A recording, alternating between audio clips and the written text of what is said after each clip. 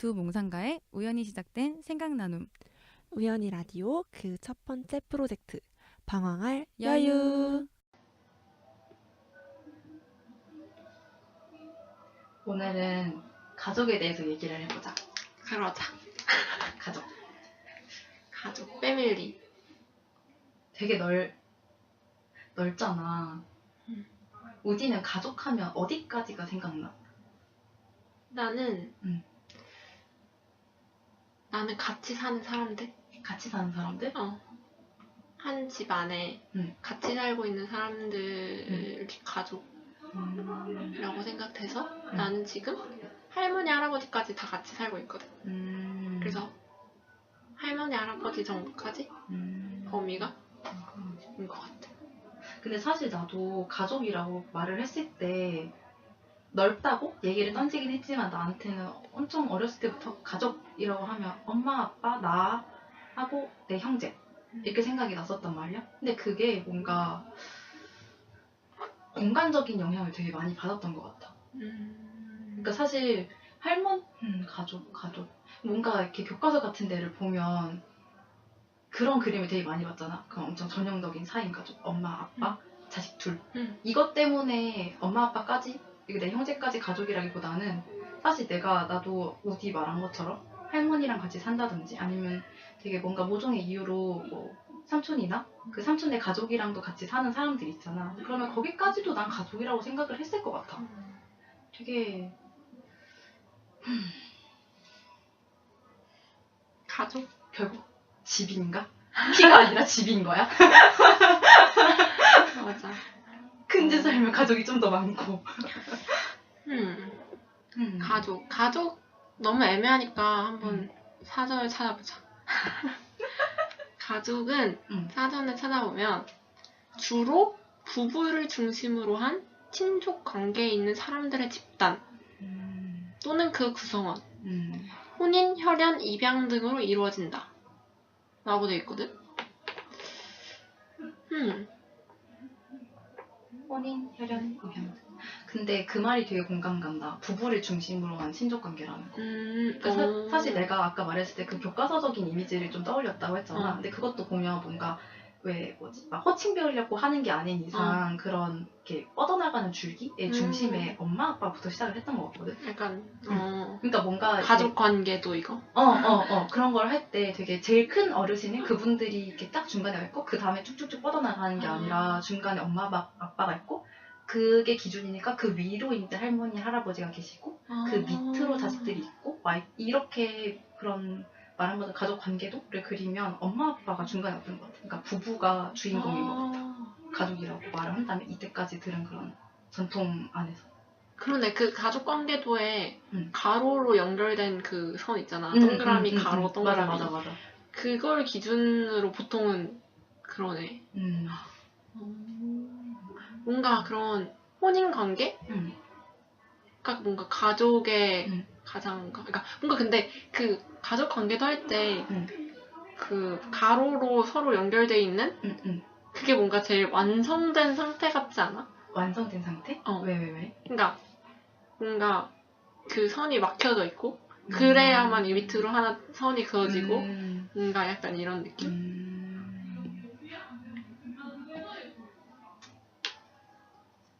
근데 사실 요즘에는 또 가족이라는 게 부부 중심으로 이제 하긴 가족이라고는 안 하고 또 가구라고 하긴 한다. 그치. 혼자 사는데 1인 가족은 또 아니잖아. 그러네. 끝없는 의무. 그래서 가족이 뭔데?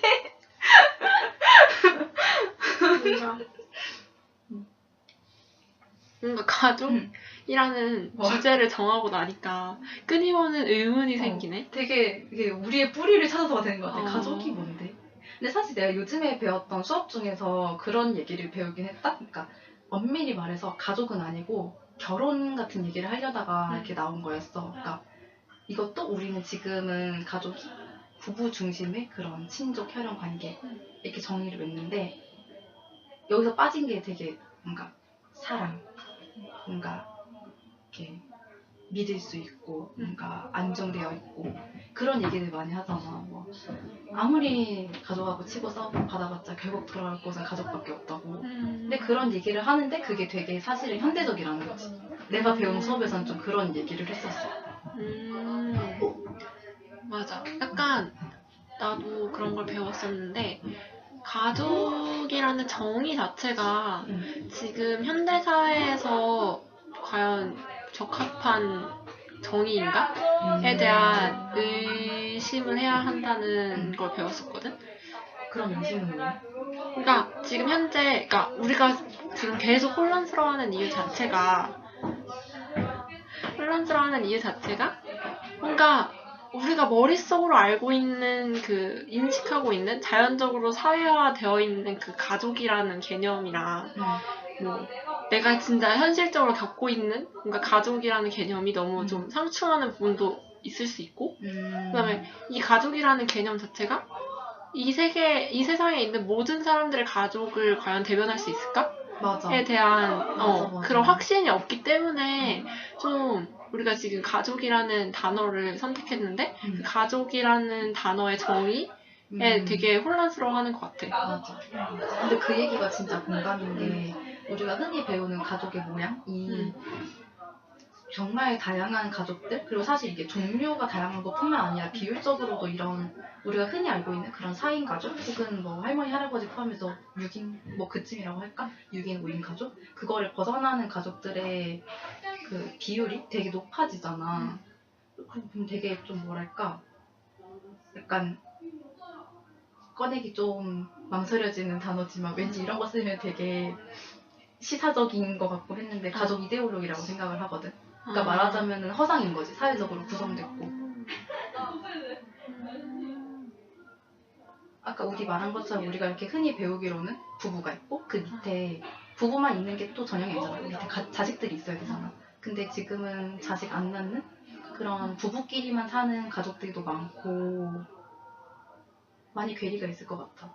근데 가족 이데올로기라고 할 수 있는 부분은 그냥 기본적으로는 그 핵가족 사에서 뭔가 그런 엄마는 집안일을 열심히 하시고 집 안에서 그다음에 아버지는 밖에 나가서 열심히 돈을 벌고 자식들은 열심히 학교 다니면서 공부하고 약간 이런 딱 그 모습 화목한 그런 그게 가장 전형적인 가족의 모습이라고 했었으면 그러니까 뭔가 나는 뭔가 좀 어렸을 때까지는 그게 제일 전형적 가족이라고 생각했던 것 같아 나는 기본적으로 지금도 되게 뭔가 가족 이데올로기야라고 말을 해주는 거는 그걸 깨고 싶어서 하는 게 있다는 말이니까 지금도 그게 아마 제일 지배적인 거겠지. 지배적이긴 한데 옛날과는 다른 건 난 좀 그렇게 생각해. 그러니까 그런 딱 핵가족 하에 그런 4인 구성 같은 느낌이 제일 기본적인 전형적 정상 가족이라고 여겨졌다면 그게 뭔가 우리가 초등학교, 중학교, 고등학교 이 정도까지는 그걸 정상 가족으로 생각해서 오히려 뭔가 하나가 좀 결핍이 되거나 그러니까 뭐 만약에 뭐 이혼이 됐든 사별이 됐든 그런 어쩔 수 없는 뭔가 상황이 있을 수 있잖아. 그런 것 때문에 뭔가 한쪽이 결핍이 되거나 그 4명 중에 1명이 없다거나 하면 그걸 굉장히 쉬쉬해야 되고 뭔가 그러니까 떳떳하지 못한 가족 같이 여겨져서 뭔가 숨겨야 되고 했던 것 같아. 옛날에는. 그리고 심지어 이름도 달라. 그러니까 그냥 우리 아까 말한 것처럼 그런 4인 가족에는 그냥 아무 말 없이 그냥 가족인데 예를 들어서 이혼한 것 같으면 이혼 가정, 결손 가정, 뭐 이런 게 계속 다 묻잖아. 뭐 엄마 아빠 안 계시고 할머니 할아버지랑 살면은 조선 가정. 뭐 이렇게 그냥 나는 그냥 가정이 아닌 것처럼 뭔가가 하나가 곁다리로 붙으니까 나는 뭔가 비주류가 된 것 같고 정상에서 벗어난 것 같은 느낌을 강하게 받을 수밖에 없는 것 같아. 맞아. 사실 뭐 한쪽이 결핍되었다 해서 그 집이 정말 그러니까 일반적으로는 경제적으로 좀 어려울 수 있겠지만 또 그렇지 않은 정상적인 가족만큼 화목하고 행복한 가족도 있을 수 있잖아. 그리고 사실 그걸 깨야지 깨물로써 그런 우리가 가족으로서 원했던 화목함을 얻는 사람들도 많았을 거고. 근데 그거를 정말 최근에서야 이제 사람들이 좀 이제 이혼도 좀 떳떳하게 얘기할 수 어느 정도는 할 수 있게 됐고 사람들이 뭐 이게 만약에 뭐 가정에서 있는 고민을 얘기한다면 보통 사람들 댓글이 요새는 첫 번째가 이혼하세요잖아. 맞아. 빨리 벗어나세요. 도망가세요. 남편이 이런 문제가 있어요. 부인이 뭐지 이런 문제가 있어요라고 얘기했을 때 대부분 그러면 이혼하세요라는 댓글이 가장 많이 달리기는 사회이기도 하고 요새는 그러니까 근데 또 그러면서도 반대쪽에서는 아직도 뭔가 한부모 가정은 뭔가 그런 전형이 따로 있다거나 근데 뭐 그게 뭐 잘못된 건 아니지만 그러니까 그렇게 좀 명칭화되어서 분리되는 부분도 없지 않아 있지. 맞아. 그렇지. 그런 것 같아. 그래서 뭔가 그 개념 자체가 좀 달라져야 되는 부분이 있긴 한 것 같아. 그리고 사실 나는 아까 우디가 그런 공간에 대한 얘기를 해준 게 되게 뭐랄까 요즘 하고 있던 생각이랑 와닿기도 하고 가족이라고도 하는데 식구라고도 많이 하잖아.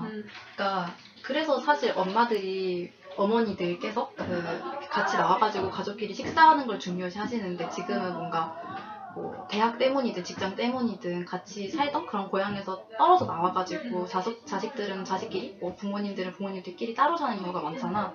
근데 그러다 보면은 사실 이전에 속했던 가족들보다도 새로 공간에서 이렇게 같이 부대끼고 사는 사람들이랑 그런 가족적인 유대를 경험을 하잖아. 근데 이게 되게 피가 안 섞였다는 이유만으로 조금 경시되는 느낌도 받는 것 같아. 그러니까 예를 들면 그런 거거든. 물론 뭐 고향에 있는 가족들도 완전 잘 챙기고 이러면 좋겠지만 사실상 뭐 직장 다니고 하면 바쁠 수도 있겠지. 근데 그러면은 이런 얘기를 이렇게 싸우는 걸 들은 적이 있었어. 그러니까 너가 친구한테 하듯이 가족한테 좀 해봐라. 맞아. 근데 사실 되게 피가 안 섞였으니까 뭐 유대도 좀 더 얕을 것이고 얘네한테 하는 걸 왜 그렇게까지 정들여서 뭐 하는데 가족도 아닌데 라고 생각하지만 정말 또 다른 가족이라고 생각을 하거든. 그리고 뭔가 그 혈육의 바운더리를 좀 벗어나야 된다고 해야 되나? 그런 생각을 했었어.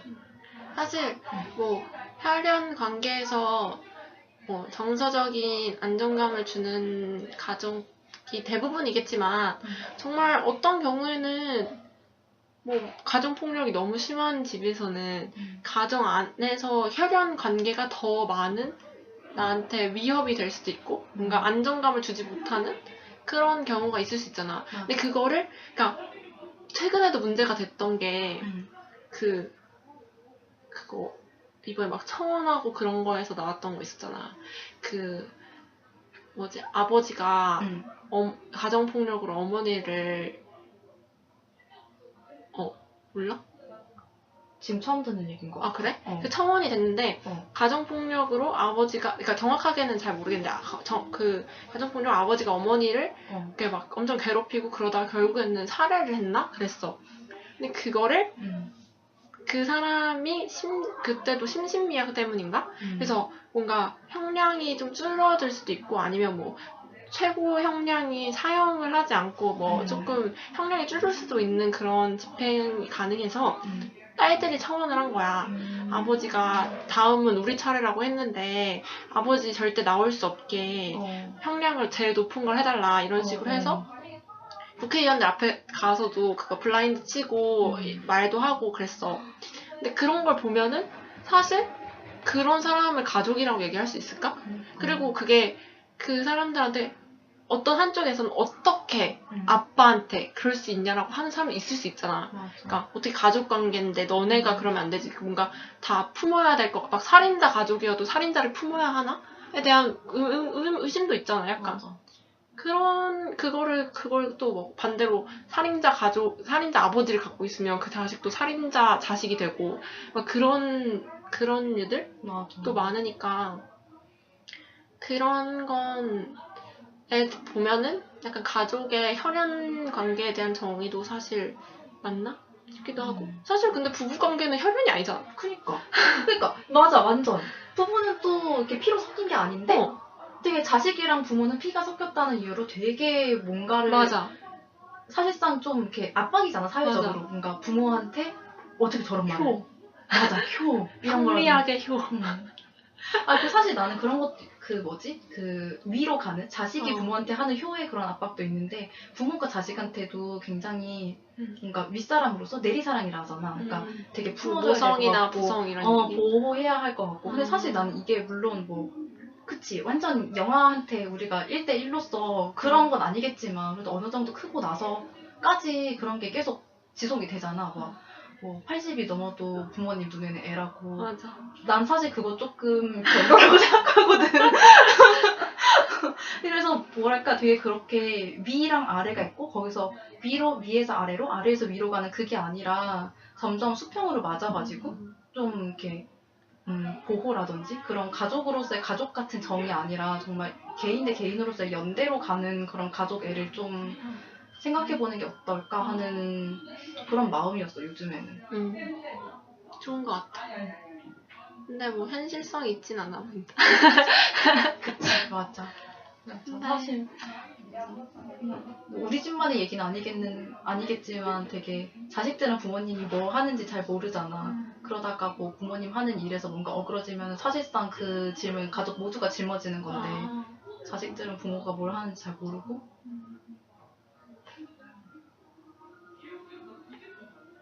좀 그랬었죠.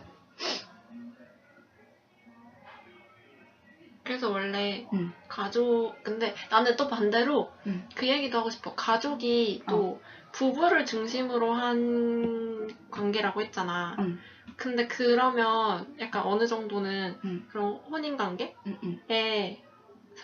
제일 가족이라고 생각을 하는 거죠. 그러니까 부부면 가족이라 생각하잖아. 일단 기본적으로. 근데 그러니까 그렇게 생각하기 때문에 근데 또 자식이 아무리 많이 컸어도 결혼을 안 한 자식은 부모 밑에 딸린 가족으로 인식이 되잖아. 맞아. 그러니까 그만큼 뭔가 결혼이나 혼인도 그러니까 가족이라는 제도 하에서도 되게 중요한 부분인 것 같아. 근데 사실 내가 아까 뭐라 해야 되지? 이런 사랑으로 묶이는 뭐 4인 가족 같은 게 되게 현대적인 개념이라고 배웠다고 했잖아. 그런 얘기를 했었어. 아까 얘기할 때. 조금 전에 했던 얘기라 가지고 플로를 뒤집어야 되는데 아무튼 맞아. 그랬는데 거기서 했던 얘기 중에 하나가 그런 거였어. 그러니까 이게 왜 현대적이냐면 처음에는 가족들이 모일 때가 되게 경제적인 이유로 뭉쳤다는 거지. 그러니까 뭔가 좀 농업할 때. 농업 굉장히 옛날. 맞아. 그러니까 되게 살림을 합친다는 느낌으로 그래서 남자랑 여자도 만나고 그리고 애를 낳고 그러니까 사실상 애를 낳으려고 그렇게 결혼을 하는 것 같았단 말이야. 그러니까 그렇게 생각을 하니까 왜 지금도 논란이 많이 되는데 그러니까 부부가 되면 가족인데 같은 성끼리는 부부가 되지 못하는 나라가 많잖아. 그러니까 이게 어디서부터 내려온 산물인지가 조금 생각이 들더라고.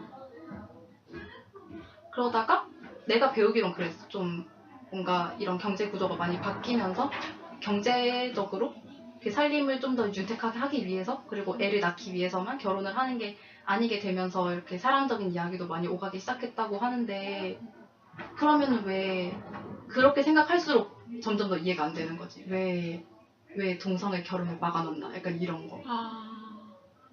정말 우리가 뭔가 가족으로서 이런 유대감이라든지 그런 정말 사회에서 마지막 피난처로 생각하는 그런 보호되는 그런 공간을 만들어주고 싶었던 거라면 이렇게 유대가 강한 사람들이 왜 결합을 하지 못하게 막았지? 이런 생각도 들고.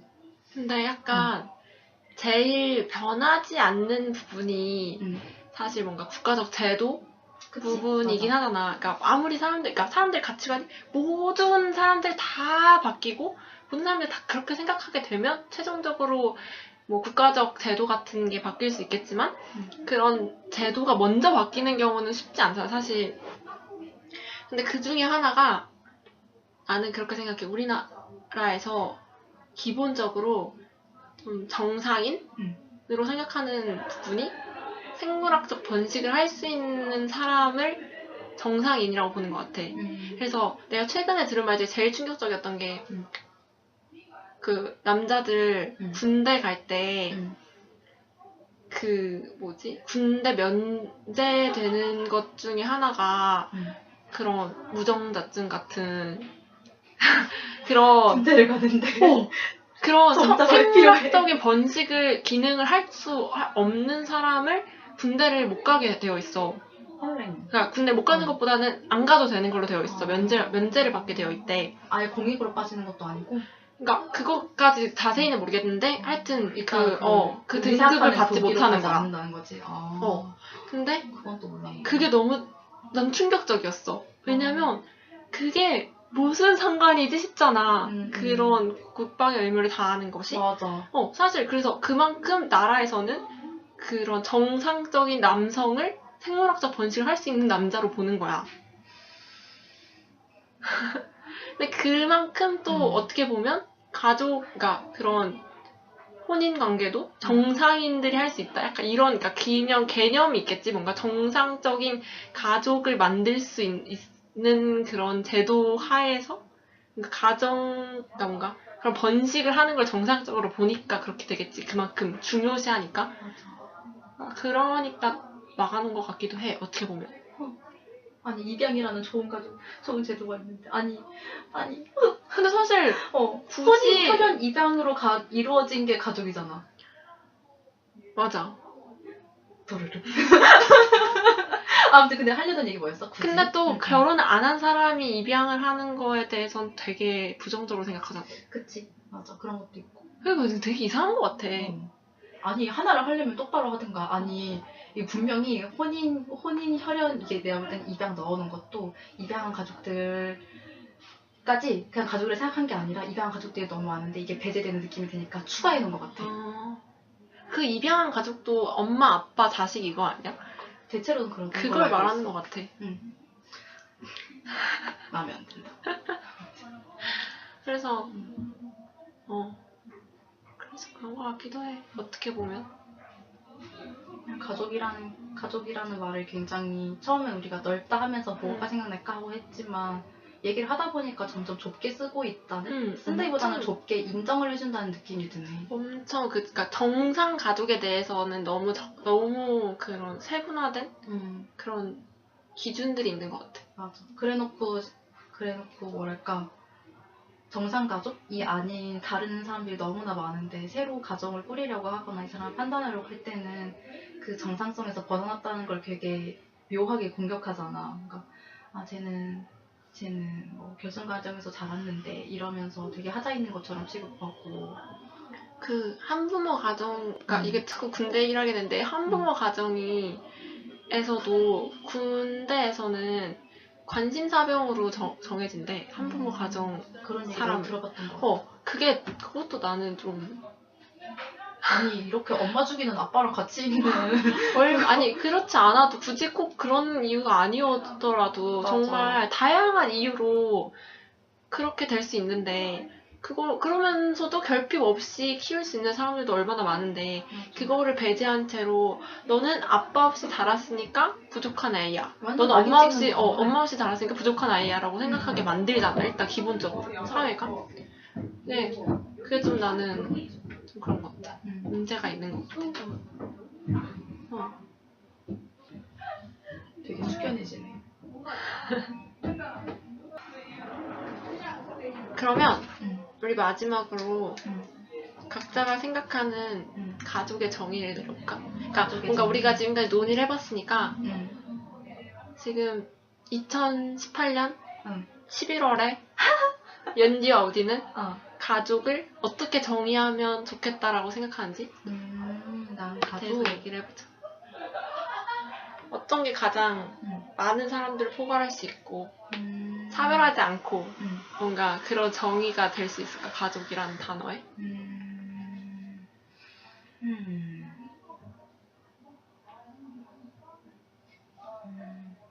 완벽한 정의는 아니겠지만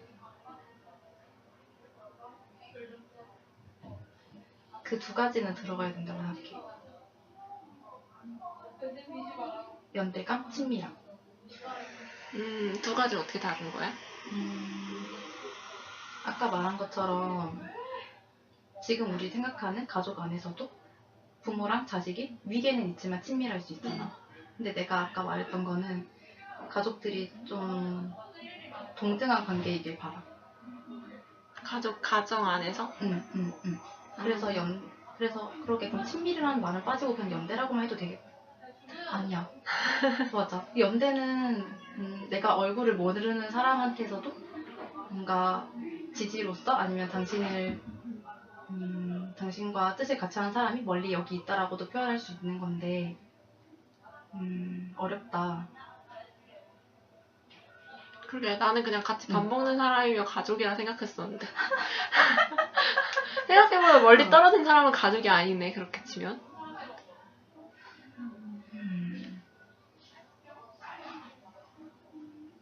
정의를 내리다가 다시 미국에 빠졌어.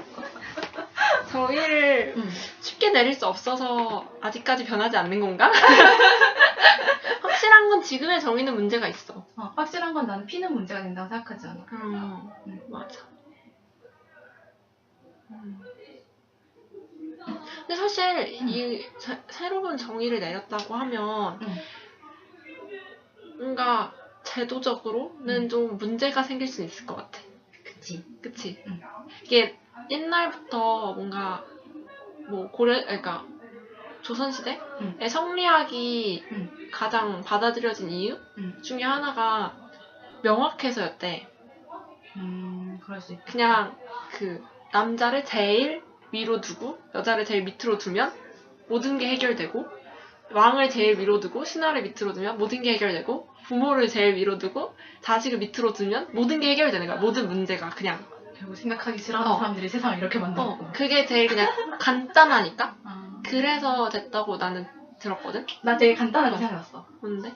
그 뭐지? 사실 얘기를 듣다 보니까 그것도 좀 억울한 거야. 아니 내가 갑자기 태어났다고 누군가의 가족이 되다니? 그럼 이런 어떻게? 그러니까 가족 신고서를 쓰는 거야. 결혼 신고하듯이. 가족 신고서는 뭐야?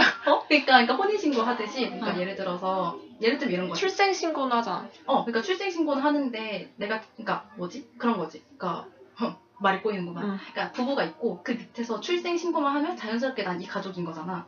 그런 게 아니라 출생 신고도 하고 그 다음에 내가 누구의 가족이라고도 다시 등록을 하는 거지. 그럼 만약에 예를 들어서 아까 말한 것처럼 되게 뭐 그런 극단적인 케이스라든지 되게 뭐 그런 게 아니어도 가족 안에서 굉장히 지지를 받지 못하고 그런 상처를 받는 사람들이 정말 많다면 호적판다고 하잖아. 근데 그것도 약간 되게 위기적이라 해야 되나? 그러니까 부모인데 난 자식 너를 버리겠어 이게 아니라 그냥 가족 여기에서 나는 떠나겠습니다 이렇게 하고 다른 가족으로 등록을 한다든지 아니면 혼자 떨어져 나와서 뭐 가족이 혼자 스스로 가족을 차릴 수 있다든지 가족 등록을 따로 했으면 어떨까 하는 생각이 방금 스쳤어.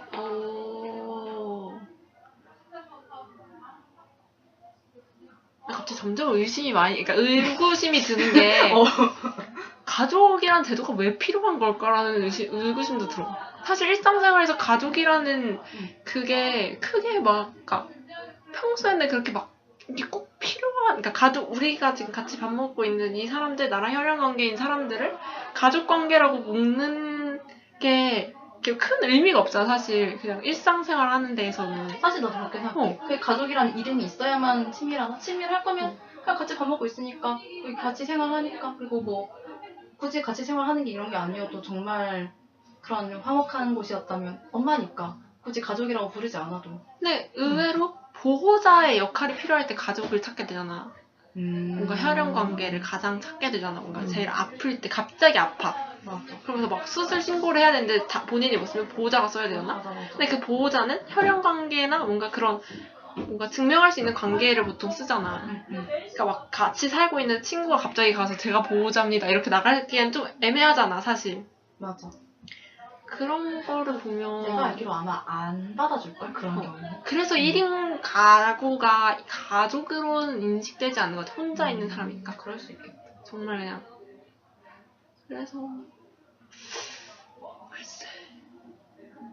그냥 내가 말한 거 그거 있어. 내가 여기서 태어났지만 당연하게 당신의 가족인 건 아니라고. 근데 그거를 몇 살 때부터 가능해, 그게? 몰라. 뭐 할 거 같으면 알아서 하겠지. 뭐 성인부터 옮길 수 있게 해. 뭐. 있지도 않은 건데 뭐.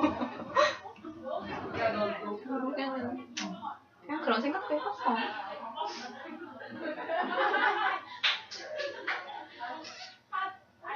의문으로 시작해서 의문으로 끝나는 가족. 그러니까. 가족은 진짜 어렵다. 그렇다고 혈연 관계인 사람이 가족이 아니라고 말하기도 좀 애매해. 근데 가끔은 아니라고 말하고 싶을 것 같아. 아, 그러니까 누군가한테는. 진짜 어렵다. 그러니까 혈연 관계가 가장 명확하긴 하네. 그치.